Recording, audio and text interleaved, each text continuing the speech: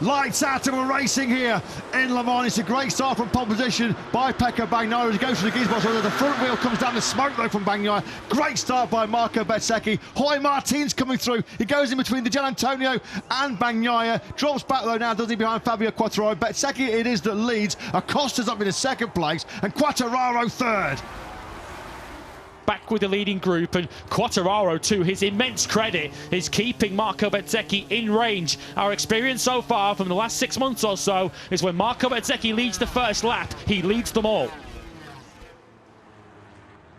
We've got Martin and Gian Antonio getting stuck into each other now, into the Dunlop chicane. Gian Antonio not letting that one go easily. Yeah, and the problem is they are letting the top three go while they have this particular little melee. Gian Antonio's a little bit offline going through La Chapelle. He's going to cut to a late apex. On the inside he goes and says thank you very much back through a Martin. This particular battle though is playing in the hands of Bezzecchi, Bagnaia and Acosta. Now Martin sends it on the inside of Didja into turn 7.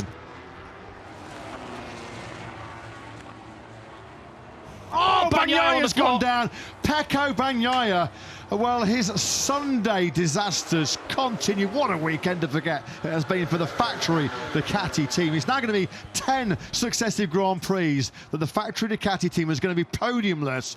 This is all pressure. This is pressure trying to run the pace of Bezzecchi at the front. The pressure of trying to resist Pedro Acosta behind him.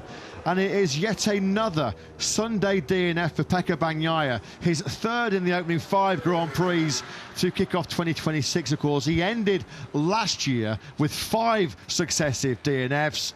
Bagnaia dumps it out of second place. Martin on the podium. Get to the front early on and then just keep clicking the laps. This is another dibble for Agura on Quartararo. This time around he has made it work.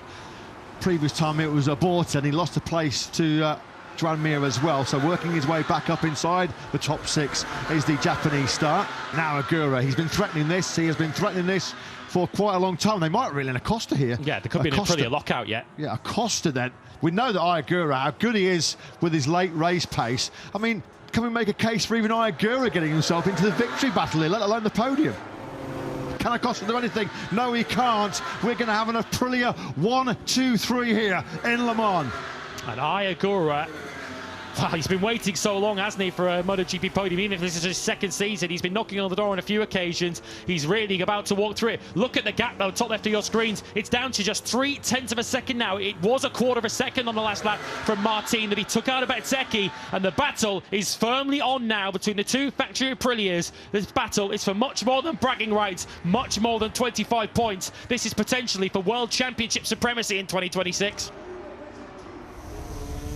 On board with Martin, 6th gear, just over 300 kilometers an hour. Great corner speed this from Martin. He comes from a long, long way back, and away Martin on the inside of Bezzecchi into turn 3. 3 laps to go, and it's at turn 3 that Martin makes his move. Bezzecchi, what have you got?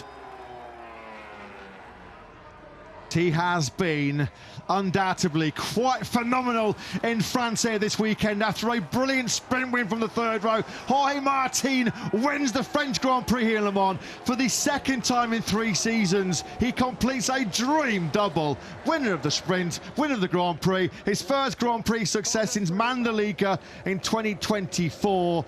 What a victory, what a statement for Aprilia, and what a day, what a weekend for the Nawali factory. Aprilia, for the first time in their history, have a 1, 2, 3.